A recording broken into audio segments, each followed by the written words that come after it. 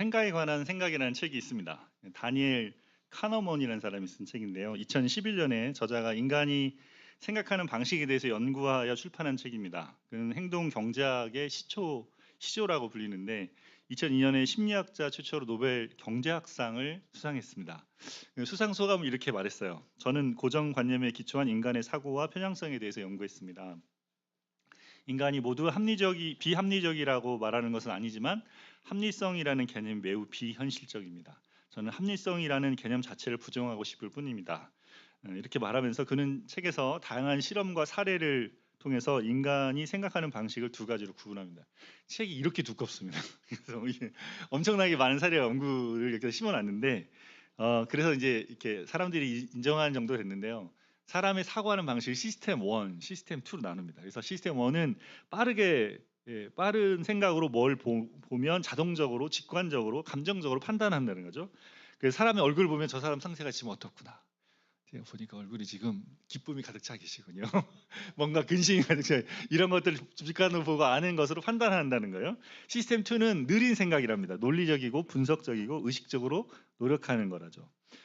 그래서 어떤 것을 계산하거나 깊이 생각할 때 이것을 사용한다 말합니다. 그럼 책에서 대부분의 사람들이 시스템 1으로 살아간다. 시스템 1으로. 그래서 그냥 보는 대로 판단하고 내가 아는 대로 이제 움직인다는 거죠. 그러니까 그러다 보니까 어떤 잘못들이 개입하게 되는데 그 중에서 여러 가지 이야기하는데 그 중에 대표적으로 어림짐작과 확증 편향이라는 것을 대표적으로 이야기합니다. 그래서 어림짐작은 어려운 문제는 불완전해도 적절한 답을 찾아가는데 도움을 주는 간단한 절차인 어림짐작해서 이럴 것이다. 지금 저 얼굴이 좋은 거 보니까 좋은 일 있었네. 표정이 안 좋으니까 어디가 아팠네, 무슨 집안에 근심 걱정이 있네, 이런 식으로 판단한다는 거죠. 어린 진작에서 본다는 거예요. 그리고 그러면서 편향이 생기는데 그 편향 중에도 여러 편향이 있는데 낙관적인 편향은 세상을 실제보다 더 부드럽게 인간의 속성을 실제보다 더 좋게 여기며 우리의 가능성을 높게 평가한다고 이야기합니다. 그러니까 흥미로운 주제죠. 여러분 좀 어려운 표현을 하면 칸트가 철학을 말하면서 인간은 어떻습니까? 자기가 만든 그 기준에 맞게 살아가면 인간을 실현한다고 그랬고 그 생각 안에서 우리가 서구의 사상이 이렇게 변하면서 우리는 마치 우리가 그렇게 살면 굉장히 합리적이고 굉장히 논리적으로 우리가 맞는 어떤 그것을 따라 산다고 생각하지만 이걸 밝혀놓은 거예요. 우리가 그렇게 살지 않는다. 그 중간에 무슨 일이 있었습니까? 그렇게 사실로 살던 우리가 그렇게 살지 않는다. 그래서 감정으로 산다고 하는 로만티시즘이라는 낭만주의가 왔잖아요. 그러니까 이거를 이 사람이 사실 철학의 세계를 한번 지난 건데 연구해서 논문으로 밝힌 거죠. 나름 논문 연구로 이렇게 표현해 놨어요. 여러분 어떤 사고를 하시는 것 같습니까? 시스템 1으로 사는 것 같습니까? 시스템 2로 사는 것 같습니까? 오늘 본문에 나오는 사람은 예수님이 어떤 분이신지 제대로 알지 못하는 사람들이에요. 그들이 본문에 나온 공통점은 다 눈이 가려져 있습니다. 실제로 봐야 될 것을 보지 못하는 한쪽에 치우친 모습입니다. 바리새인도 그렇고 예수님 제자들은 예수님 제자도 똑같고 또 맹인이라고 말하는 사람, 그 사람도 마찬가지입니다. 그런 상태에 있는 사람들이 등장하죠. 예수님 본문을 통해서 뭘 우리에게 알게 하시는 걸까요? 그 예수님 안에서 이 가려진 눈은 어떻게 떠지고 바라봐 줄 수 있을까요? 제대로 볼 수 있을까요? 오늘은 사람들이 보이나이다라는 제목으로 본문을 통해 주신 은혜를 함께 나누기를 원합니다. 첫 번째, 예수님께서 바리새인의 누룩을 조심하라고 하십니다. 11절에서 13절 말씀을 같이 읽겠습니다. 바리새인들이 나와서 예수를 힐난하며 그를 시험하여 하늘로부터 오는 표적을 구하거늘 예수께서 마음속으로 깊이 탄식하시며 이르시되 어찌하여 이 세대가 표적을 구하느냐? 내가 진실로 너희에게 이르노니 이 세대에 표적을 주지 아니하리라 하시고 그들을 떠나 다시 배에 올라 건너편으로 가시니라. 저희가 8장 11절부터 읽었는데 저희가 지난주에 7장 마지막까지 읽고 8장 1절부터 10절까지를 이제 스킵했어요. 근데 그 무슨 이야기 나오냐면 예수님께서 떡 7개와 물고기 2마리로 4,000명을 먹이신 것이 나옵니다. 칠병이어라고 하는데 4,000명을 먹이신. 그런 후에 예수님이 달마누라라는 지방으로 갔어요. 달마누라는 잘 알려지지 않은 지명인데 마태복음에 보면 같은 사건을 4,000명을 먹이신 다음에 예수님이 마가단 지방으로 갔다고 해서 아마 달마누라와 마가단이 같은 지명으로 봅니다. 그래서 마가단은 갈릴리 북서쪽에 가버나움과 디베라 사이에 있던 지역입니다. 예수님이 이방 지역을 지나시다가 이제 다시 유대인 땅으로 오셨다는 거죠. 예수님 유대인 땅으로 다시 들어오자마자 바리새인들이 다시 예수님께 나와서 예수님을 힐난하며 시험하며 질문합니다. 뭐라고 말합니까? 예수님, 당신 하늘로부터 오는 표적을 주십시오. 이렇게 이야기를 했어요.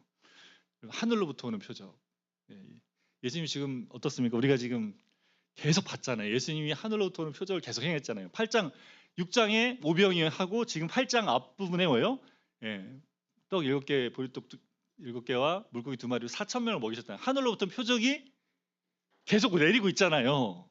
그죠? 병자도 고치고 말 못하는 사람 귀머거리도 듣게 하고 뜨게 하고 다 했잖아요. 근데 와서 또 달라는 거예요. 하늘로부터 표적을, 어떤 표적을 또 어떻게 보여야 됩니까? 계속 보여달라는 거죠. 그러니까 왜 말합니까? 당신이 메시아라며. 그 메시아인 그거 하나님이 구약에서 말한, 구약의 하나님 선지자들 통해서 보였던 그런 놀라운 능력을 보여봐. 계속 보이고 있는데, 보일 때 뭐래요? 바알세불을 통해 뭐 사했다고, 치유했다고 이러고 막 있잖아요. 믿지 않는 거예요. 근데 계속 표적을 보여달라니까 예수님이 어떻게 반응하십니까? 뭐 같아요? 깊이 탄식하셨다. 탄식하시네요. 탄식하다 헬라어 낙사스를 쓰는데, 이게 스테나조라는 신음하다 탄식하다라는 단어 앞에 깊이 탄식하셨죠. 아나라는 단어 붙여가지고 강하게 깊이라는 탄식하다는 의미를 갖습니다. 예수님은 이들의 요구에 말로 표현할 수 없는 깊은 슬픔을 느끼셨어요. 그동안 얼마나 많이 보여주고 계속해서 얼마나 많이 말했는데 얼마나 더 보여야 되니, 얼마나 더 알려줘야 되고 얼마나 더 말해야 되니 아직도 부족하냐, 이런 거죠. 더 많은 표적, 더 많은 은사, 더 많은 기적이 보여야 예수님이 메시아인 걸 믿을 수 있다고 이야기하는 거죠. 예수님이 이렇게 탄식하시면 이 시대에 어떻게 합니까? 이 세대에는 표적을 주지 않겠다 하시고는 거기를 떠나서 배를 타고 올라갔습니다. 그렇다고 뒤에 표적을 안 행하시는 건 아니에요. 너희들한테는 안 줄 거야. 지금 이렇게 물어보는, 계속 하고 계속 표적 달라고 하는 건 안 줄 거야, 이렇게 가시는 거죠. 14절에서 16절 말씀 읽겠습니다.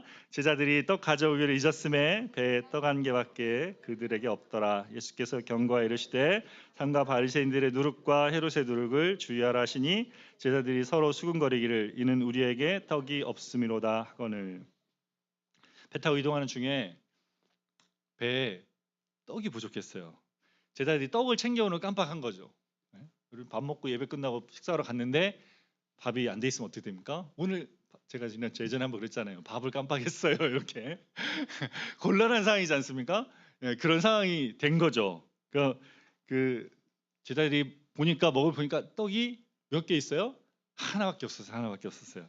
그래서 이 하나 우리가 어떻게 먹냐 이러고 있는데 예수님이 그때 뭐라 말씀하십니까? 바리새인의 누룩과 헤롯의 누룩을 주의해라 그랬어요. 바리새인의 누룩과 헤롯의 누룩을 주의해라 그랬어요. 그러니까 바리새인, 저는 한번 말했잖아요. 누룩이 퍼지는, 그러니까 바리새인과 헤롯을 닮은 사람들이 갖는 그 모습을 닮아가지 않도록 주의해라. 그들의 완악함을 보고 주의해라. 이렇게 표정만 보여달라고 계속 종교적인 행위로 살아가는 바리새인과 또 자기 헤롯은 어떤 사람이었다 그랬어요. 말씀을 듣기는 앉아서 설교는 듣고 너무 좋다 그래놓고 계속 세례요한을 감옥에 가둔다 그랬잖아요. 자기가 바뀌지 않고.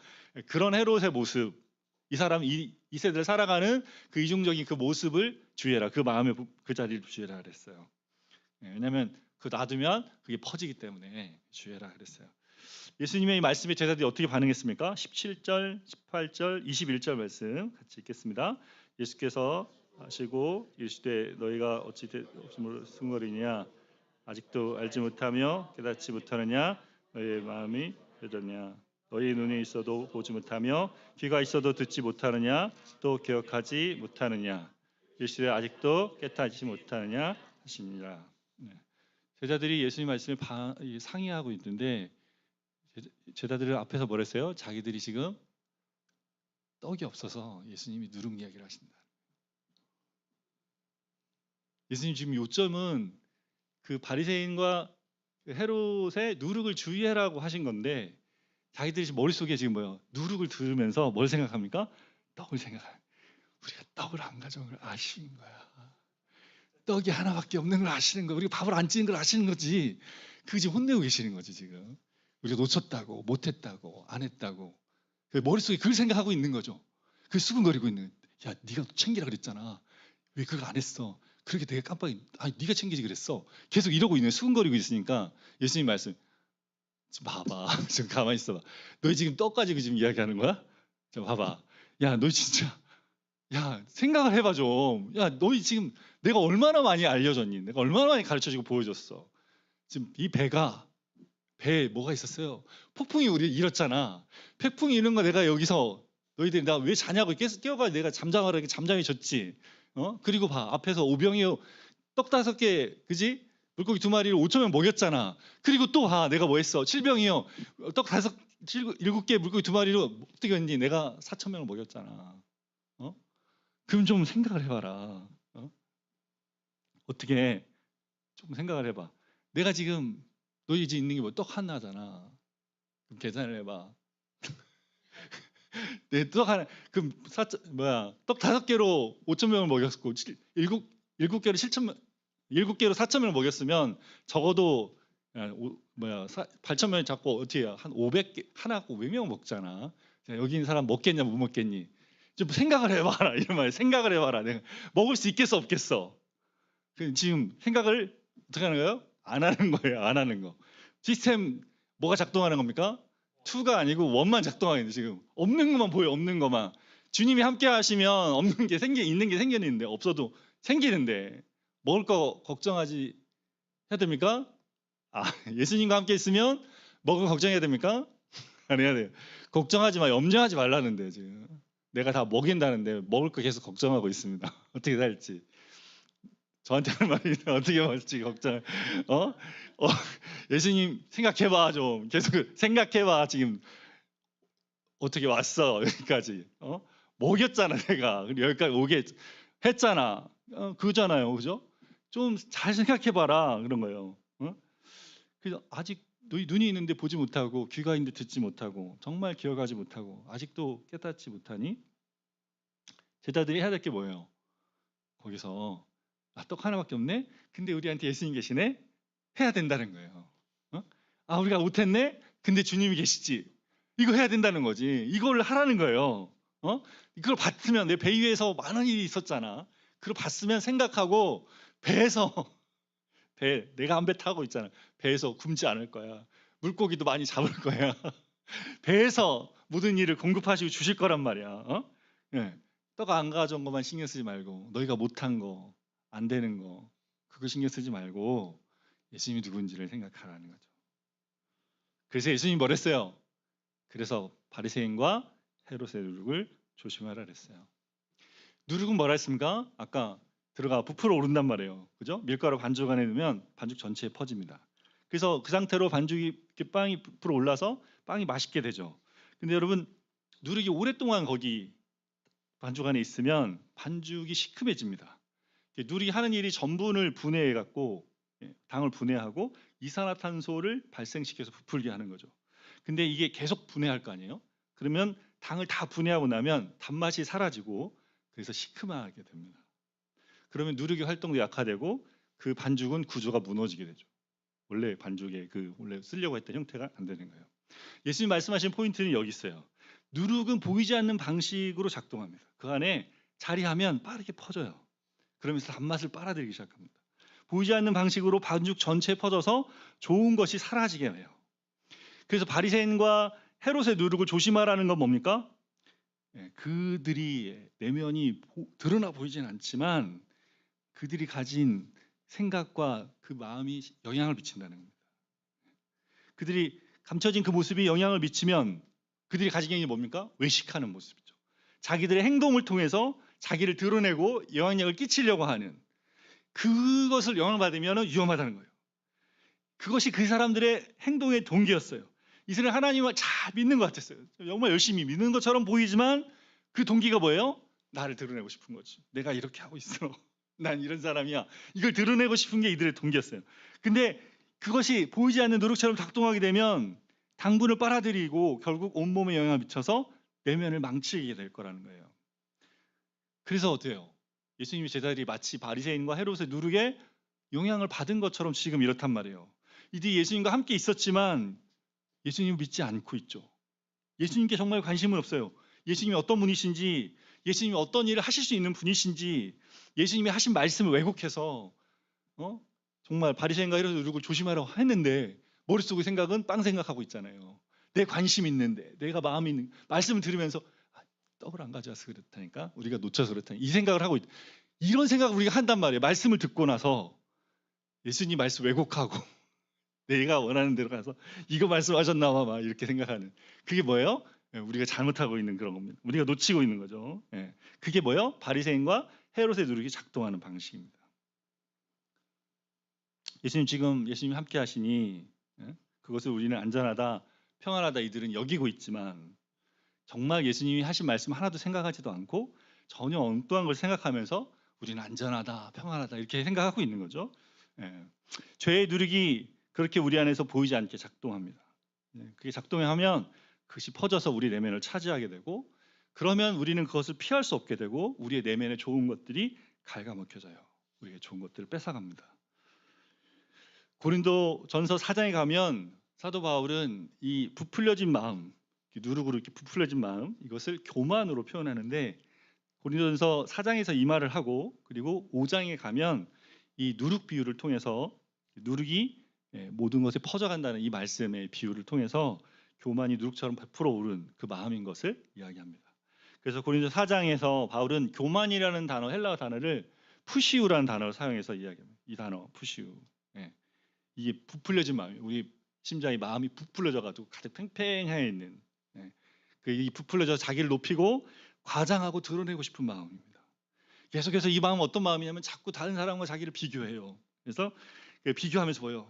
판단하고, 그러면서 제대로 된 생각을 못하고 자기의 그 깨어진 본능에 따라 살아갑니다.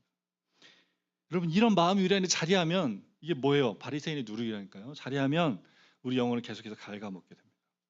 그래서 이런 사람의 마음에 원망이 자리하면 어떡합니까? 누군가를 향해 원망, 누군가가 나를 상처를 줬어.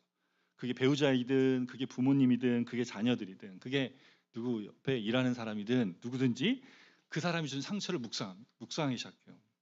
그 사람이 준 상처, 옳지 않은 거, 이 사람이 이거 틀렸고 이거 잘못했어. 그러면서 점점 빠져들죠. 점점 나는 어떻게 해요? 부풀려지고, 그리고 막 상처받았다고 막 나는 아프다고 말하고, 그런 사람이 내 삶에 없으면 좋겠다 생각합니다. 그게 뭐예요? 그게 누룩이고 위험함입니다. 그것이 내 안에 있는 좋은 것들을 갉아먹고 부풀리고 있는 거죠. 여러분, 그 자리에서 우리가 뭘 해야 됩니까? 그 누룩을 조심해야 돼요. 그 누룩을 제거해야 됩니다. 여러분, 그 교만, 이 누룩의 본성은 뭐예요? 우리 안에 있는 죄된 본성이기 때문에 그냥은 제거되지 않아요. 그 본성은 예수 그리스도께서 이 본성 때문에 죽으셨단 말이에요. 그분 안에서만 다뤄질 수 있고, 그분 안에 머물 때만 이것이 우리 안에 제거되기 시작합니다.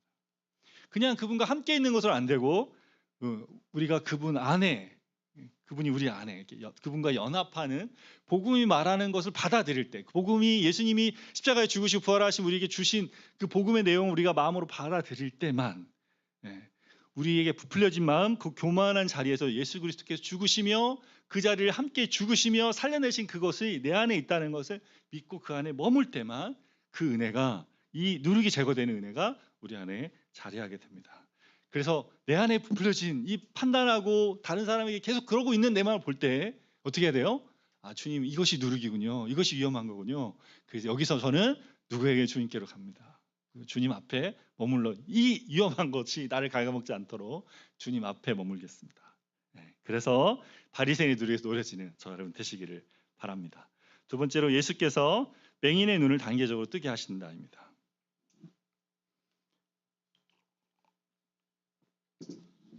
이어지는 본문은 벳세다에 도착하니까 사람들이 맹인 한 사람을 예수님께 데려와 그를 치유하는 내용이 나옵니다. 23절에서 26절 말씀을 같이 읽겠습니다. 예수께서 맹인의 손을 붙잡으시고 마을 밖으로 데리고 나가사 눈에 침을 뱉으시며 그에게 안수하시고 무엇이 보이느냐 물으시니 쳐다보며 이르시되 사람들이 보이나이다. 나무 같은 것들이 걸어가는 것을 보나이다 하거늘 이에 그의 눈이 다시 안수하심에 그가 주목하여 보더니 나아서 모든 것을 밝히 보는지라. 예수님께서 사람들이 맹인을 데려오니까 그 사람을 잡고 손을 잡고 마을 밖으로 데려가셨어요. 그리고 눈에 침을 뱉으시고 그에게 안수하신 후에 그리고 물어보시죠. 뭐가 보이냐? 그 사람이 이렇게 보면서 사람들이 보입니다. 사람들이 나무 같은 것이 걸어 다니는 게 보입니다. 그랬어요. 그래서 예수님이 뭐라 하십니까? 다시 그 사람에게 안수해 주시죠. 그러자 이 사람이 눈을 들고 주목해서 보니까 모든 것이 밝게 보였다 되어 있습니다. 예수님께서 이 사람을 이렇게 치유하셨는데 이 치유한 게 굉장히 특별하죠. 어떻습니까? 한 번에 치유하지 않고 두 번에 치유하시잖아요. 예수님이 한 번에 치유 안 한 게 있습니까? 말씀으로도 치유하시고 그냥 하시잖아요. 뭘 하시도 이렇게 다 했잖아요. 그럼 왜 이렇게 하십니까? 왜 이렇게? 예. 단계적으로 보지 못했던 것에서 희미하게 뭔가를 보게 하시고 그 다음에 그가 보는 만큼을 표현하게 하신 다음에 그렇게 한 다음에 다시 한 번 더 안수해서 그의 눈이 열리게 하셨어요. 예, 예수님 말씀만 하셔도 그걸 다 치유할 수 있었는데 왜 이렇게 하셨을까요? 예, 여러분 이 본문은 마가복음 전체에서 굉장히 의도적으로 실제 있었던 일이지만 본문 전체에 굉장히 의도적으로 배치되어 있습니다. 저자 마가가 그렇죠. 여러분 앞에 지금 아까 본문과 연결되어서 보면 이게 너무나 잘 문맥상 맞지 않습니까? 바리새인과 제자들이 예수님을 알지 못하고 하나님 믿는다 하면서도 제대로 보지 못하는 상태에 있는 다음에 이걸 낳는 거죠. 21절에 예수께서 아직도 깨닫지 못하느냐 말씀하신 다음에 지금 23절에부터 나오는 이야기 속에 말씀하시는 거니까 뭐예요? 맹인 같다는 거예요. 누가? 너희들이 다 깨닫지 못하는 사람이 많다. 못 보는 사람이 많다는 거예요. 우리 중에도 깨닫지 못하는 사람이 많다는 거예요. 이렇게 예배를 드리고 있어도 오랫동안 교회를 다녔어도 아직도 깨닫지 못하는 보지 못하는 사람이 많이 있다는 겁니다. 다 보이시죠 지금? 다 보이시는 거 맞죠? 못 보고 깨닫지 못하는 사람이 있다는 거예요. 그래서 예수님이 지금 이걸 가르치는 이 사람을 통해서 그냥 이 사람을 치유하는 게 아니라 이 사람을 치유하시면서 우리 영적인 눈이 멀어져 있는 상태가 그냥 해결나지 않는다는 거예요.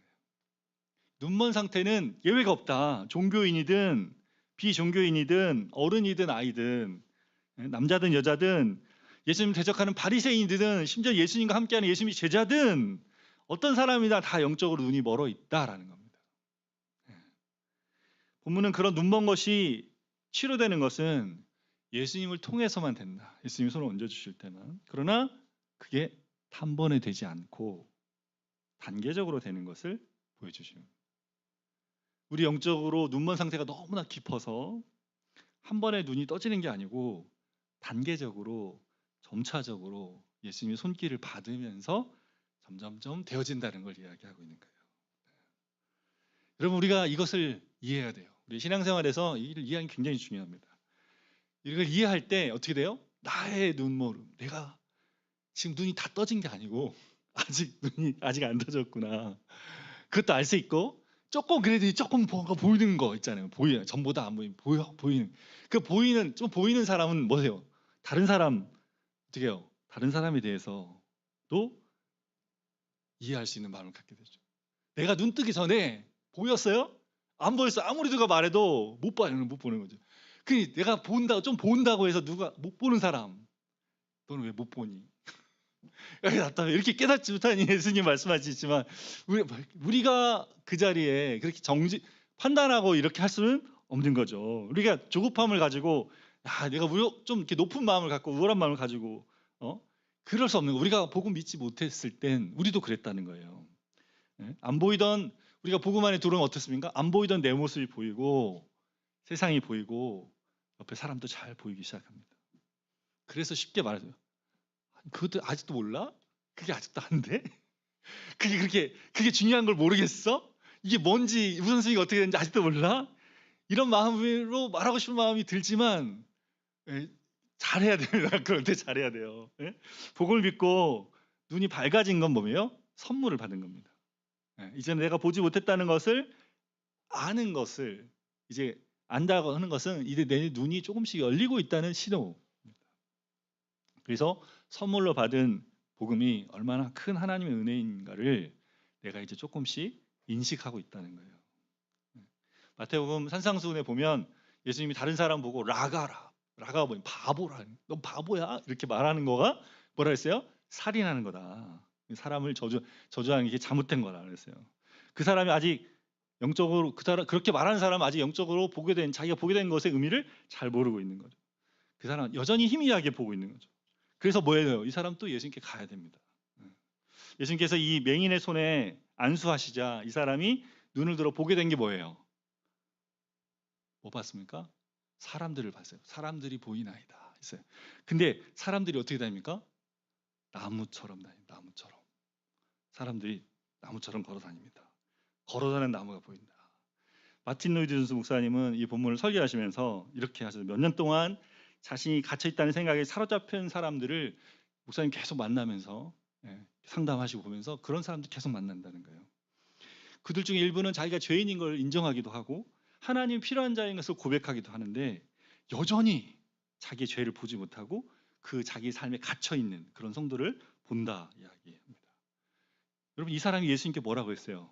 자기가 지금 보고 있는 뭘 보냐 할 때 자기가 보는 거를 희미하게 보는 걸 말했어요. 사람들이 보이는데 나무처럼 걸어 다니는 것 같아요. 이렇게.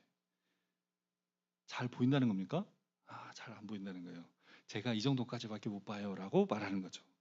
아직 잘 안 보이긴 한 정도. 내가 지금 이 정도까지 보지 못하는 거를 어떻게 말했습니까? 예수님께 말하고 그것을 인정하는 이야기를 한 거죠.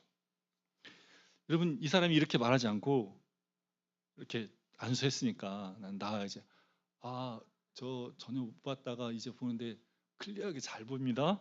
선명하게 보여요. 저 사람이 걸어다니는 것도 보여요. 이제 저렇게 나무로 걸어다니는 사람들이 보입니다. 이렇게 이야기하고 자기가 다 보는 것처럼 말했다면 어떻게 해요? 그 사람 평생 사람을 나무로 알고 살았을 겁니다. 그 나무로 도끼로 사람을 씌가지고 자기 식탁도 만들고 침대도 만들고 의자도 만들고 그렇게 살았을 거예요. 자기 인생이 그런 줄 알고 보는 게 그거밖에 안 보이니까 사람은 저런 거다라고 생각하고 그렇게 살았을 겁니다. 자기 한계에 갇혀서 보는 방식이 한계에 갇혀서 살았을 거예요. 근데 예수님께 뭐예요? 중요한 거는 자기가 보는 거를 알았어요. 그대로 알았고 그리고 이게 충분하지 않은 거예요. 아직 다 안 떠진 거에 대해서 그런 상태인 거를 알고 알았어요. 자기가 아직 충분치 않아요. 전 이 정도예요. 그러나 이 정도밖에 안 돼요. 그래서 이 불만족한 이 자기 상황에 대해서 주님께 알았습니다. 뭐가 중요해요? 이게 중요해요. 내가 믿음 없는 것을 아는 것이 중요합니다. 믿음 없음을 주님 긍휼히 여겨달라고 구하는 거예요. 저는 이런 상태입니다라는 거 아는 거죠.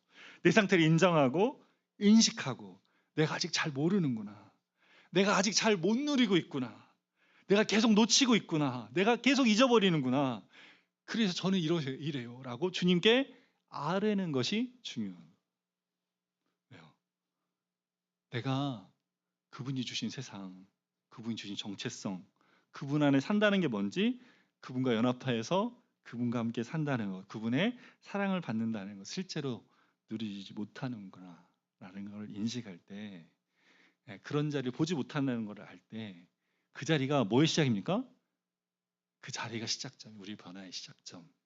거기에 시작이에요. 그러지 않으면 여전히 어디 있어요? 캄캄한 데 있는 거고 이제 여기 와 있는 거예요. 내가 이런 상태에 있군요 라는 거죠. 그게 뭐예요? 그 인식이 우리를 어디로 데려가요? 예수님께 데려가요. 예수님께 또 나가게 해요. 안수 받았잖아요. 근데 또 예수님이 또 안수해 주세요. 그래서 그래서 주님 뭐래요? 여기 지금 한 두 번이지만 너희는 계속 내가 말씀을 주고 내 은혜를 받고 계속 새로움을 덧입어야 돼. 그게 점점점 너희 눈이 밝아질 거. 이게 뭐예요? 이것이 내가 너에게 준 복음의 은혜예요. 복음 안에서 일들이 될 거라고 이야기하십니다. 그래서 그 변화의 지점에서 우리는 계속해서 주님 앞에 나아가서 주님이 주실 것을 바라고 찾고 구하고 두드리는 일을 하는 거죠. 여러분 그것은 내가 누구인지가 중요한 게 아니에요. 내가 예수님 믿은 지 얼마나 된 것도 중요하지 않습니다. 얼마나 교회에 봉사를 했는지 복음 안에 교회에 얼마나 나온 지 얼마나 됐는지 안 중요합니다. 중요하지 않아요. 중요한 게 뭐예요? 내가 지금 예수님을 모르는 거. 내가 이게 안 보이는 내 모습이 안 보이고 예수님 안에 있는 내가 어떻게 살고 있는지 그리고 내가 이 정도밖에 못 봐요를 아는 거가 중요합니다. 이거를 주님께 알아야 돼요. 복음을 믿고 주님을 알아가는 것은 단계적으로 됩니다. 복음을 믿고 예수님을 주로 고백하면 한 번에 주님이 하나님 자녀 되게 하세요. 그러나 복음 안에서 하나님 자녀의 모습으로 변화되어져 이 눈이 밝아져가는 과정으로 단계적으로 주어집니다. 우리는 모두 다메섹에서 예수님을 만나서 한 번에 변한 사람 누굽니까? 바울이 어떻게 해요? 주님 만났을 때 눈이 이렇게 비닐 같은 게 쓰여져 가지고 아나니아 와서 기도할 때까지는 눈을 못 봤잖아요. 기도하니까 눈이 열렸잖아요. 이야, 우리도 바울처럼. 그리고 바울이 어떻게 됩니까? 그대로 복음을 전하는 사람이 됐어요. 물론 아라비아 사막에 갔다가 와서 전했지만 어쨌든 그런 사람이 된 바울만 생각해요. 완벽하게 한번 믿으면 그런 사람이 될 거라 생각하고 사람들도 우리를 그렇게 기대하지 않습니까? 근데 우리는 알잖아요. 우리가 그런 사람이 아니고 성경에는 바울 모델만 있는 게 아니에요. 우리의 신앙의 모델 누구 있습니까? 우리에게 용기를 주고 우리에게 힘을 주는 예수님의 제자들. 예수님의 누룩을 조심해라. 떡이 없나 봐. 떡이 없어서 저러는 것 같아. 말하는 예수님의 제자들이 있습니다. 그 중에 누구예요? 대표적인 사람 베드로가 있습니다. 베드로. 마가복음을 누가 썼다 그랬어요? 마가 요한이 썼지만 누가 마가 요한한테 이야기했다고? 베드로가 마가 요한한테 말해서 내가 이랬어. 내가 이렇게 살았어. 그래서 어떻게 해요? 예수님 알면서 점차 조금씩 자기의 모습을 깨어지며 내가 놓치고 있군요. 내가 주님 말씀하신 대로 나는 장담했지만 주님 말씀대로 못 살았군요를 알아가면서 당장 다음 주도 이야기 나옵니다. 베드로 이야기가. 그 베드로가 뭐예요? 베드로처럼 되는 거예요. 조금씩 네, 조금씩 천천히 주님을 어떤 분이신지를 알아가면서 네, 십자가에 못 박힌 주님을 모른다고 예수님 잡혀갔을 때 부인하잖아요. 저주하잖아요. 그럼 베드로가 부활하신 예수님을 만나면서 예수님 손에서 뭘 먹으면서 예수님 구워주신 생선을 받아 먹으면서 네가 나를 사랑하냐 부를 때 그의 눈이 온전히 열렸죠. 주님 제가 좀 사랑합니다. 주님 아십니다를 말하면서 조금씩 열리는 그 사람마다 다 다르단 말이에요. 사람마다. 우리는 내가 지금 여기 와 있으니 저기 안 보이는 사람이 있는지 주님이 주신 은혜가 많으면 저 사람은 앞으로 온천 나갑니다. 앞에 나가 있어요. 더 많이 열리거든요. 그래서 더 많이 볼 수 있거든요. 그럴 수 있어요. 여러분 조금 보는 거, 조금 아는 것은 복된 겁니다. 그걸로 아직 못 보는 사람을 판단하거나 비난해서는 안 돼요. 그것이야말로 아직 내가 은혜로 받은 것을 잊어버리고 자신의 상태를 못 보는 겁니다. 그런 자리에서 보지 못하는 사람이나 보는 사람이나 다 어떻게 해야 돼요? 주님께로 가야 돼요. 그러면 주님이 그것을 조금씩 더 잘 보게 점차로 눈이 조금씩 열리면서 주님 보여주시는 것을 바라보게 해주십니다. 26절에서 30절 말씀 우리 같이 읽겠습니다. 26절과 30절입니다. 그래서 준비를 집으로 보내시며 이르시되 마을에는 들어가지 말라 하시느니라 위에서 말하지 말라 경고하시고 예수님 이 사람을 치유하고 그의 집에 가게 하시고는 마을엔 들어가지 말라 하십니다. 30절에도 보면 베드로가 예수님이 누구인지를 고백할 때 그것을 아무에게도 알리지 말라 하셔요.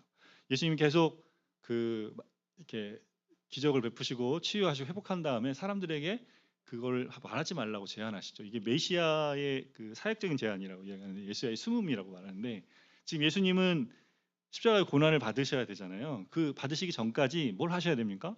구약에 지금 예언된 메시아에 예언된 그 일들을 성취하셔야 돼요.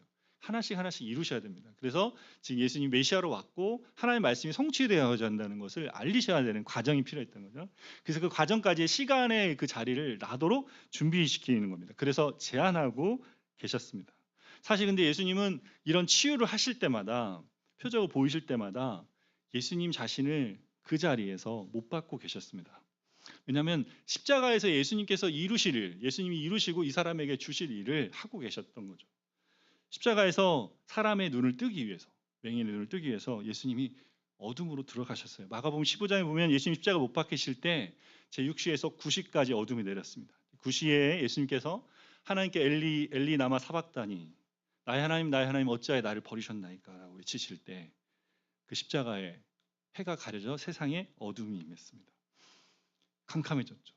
그 사람들은 시야를 잃었지만 예수님은 거기서 하나님 아버지의 사랑을 잃어버리셨어요. 영적으로 육체적으로 캄캄한 어둠 속에 거하게 됐습니다. 그래서 예수님이 지금 여기서 눈 멀고 있는 이 맹인을 인도하셔서 눈을 뜨게 하실 수 있는 거죠. 예수님께서 그렇게 하신 것이 그분의 빛을 떠나 어둠으로 들어갈 준비가 되었기 때문에 그래서 우리의 어둠도 빛으로 바꿔줄 수 있는 겁니다. 우리가 캄캄해 보지 못하는 것 예수님께 하면 어떻게 비춰집니까? 어떻게 눈이 떠집니까? 그분이 십자가에서 죽으시고 그 어둠을 지나셨기 때문에 캄캄한 세상 온 세상이 캄캄해서 아무것도 보이지 않는 사람의 내면에 그분의 빛을 비추시기 때문에 그렇습니다. 여러분 이게 복음을 믿는 거예요. 복음을 믿는 겁니다. 언제 내 마음이 캄캄할, 아무것도 보이지 않을 때, 두려움이 임하고 삶의 어려움이 임하면, 내가 감당할 수 없는 일이 벌어지면, 아니면 내 내면이 우울로 꽉 차가지고 인생 가운데 캄캄하게 되면, 제가 아는 어떤 분은 진짜 최근에 우울증이 나오셨는데 그 지긋지긋하다고, 자기 육체가, 그 육체가 자기를 끌고 가는데 하루도 한 시간도, 한 시간이 몇 시간이고 하루가 며칠이고 몇십일이고 살아가기 너무 힘들어서 정말 마음에 그만두고 싶은 마음이 너무 많았다. 근데 캄캄한 그 어둠 속에 그렇게 사는데, 입이 마르고 삶의 소망이 없이 사는데, 근데 주님 말씀하신 복음의 은혜가 들어가기 시작했어요. 그 빛이 비추기 시작하니까 이제 놓여지기 시작했는데, 어느 순간 이분이 결단을 했어. 나 약을 먹지 않겠다. 그리고 주님 앞에 서겠다. 난 주님 앞에 죽었습니다에 쓰고 나니까 이분이 뭐니까 놓여지기 시작했어요. 빛이 비춰준 거죠. 지금은 자유롭게 됐어요. 지금은 자유케 됐고, 이제 이 자유케 된 그 자리에서 자기가 뭐 하냐면 계속 복음을 나누는 일을 하고 있습니다. 똑같은 사람, 자기랑 비슷하게 우울한 사람 찾아가가지고 나도 그랬다고, 예수님께 나오라, 놓여진다. 이분이 뭐가 있어요? 자기 간증이 있잖아요. 그러니까 힘이 있죠. 그래서 간증으로 사람들을 전하고 회복시키는 일을 하고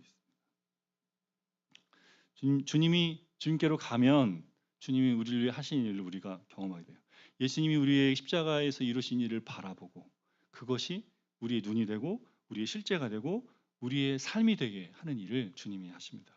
그래서 우리 삶이 뭐예요? 우리 삶의 작은 일에 신경 쓰지 않고, 내가 얼마 살쪘나? 내가 좀 늙어가고 있나? 내 성적이 좀 안 나왔나? 누가 날 좀 비난하나? 내가 이렇게 바보처럼 사나? 이런 거에 마음을 많이 안 쓰는 거죠. 이런 생각이 들을 때마다 어떻게 돼요? 나를 많이 묵상하는 게 아니고 못 보는 거예요. 나는 누구예요? 예수님이 지금 함께 하시는, 예수님과 한 배를 타고 예수님과 연합해 살고 있는 사람이니까, 이게 또 놓친 거네. 예수님께로 가서 어떻게 해요? 예수님이 주신 것을 누리는 사람이 돼요. 그분 안에 거하며 그분이 보는, 그분께 아뢰며, 뭐예요? 주님, 제가 아직도 못 봐요. 제가 아직도 나무 사람들만 봐요. 제가 아직 깨닫지 못해요. 여전히 내가 행하는 것을 드러내 보이고 자랑하고 싶고요. 여전히 내가 다른 사람 판단하면서 나조차도 어떻게 살아가는지 모른 채 살고 있습니다. 주님, 그런 저를 보게 해주십시오. 나를 위해서 나의 몸을 입으신 예수님, 인자 되신 예수님을 보게 해주십시오. 주님이 내게 주신 것들이 온전히 저의 것이 되게 해주십시오라고 구하면서 가려진 눈이 열리고 조금씩 주님이 보게 하시는 것을 보며 살아가는 저 여러분 되시기를 소망합니다. 주신 말씀 가지고 주님만 사랑하리 찬양하고 기도하며 나가겠습니다.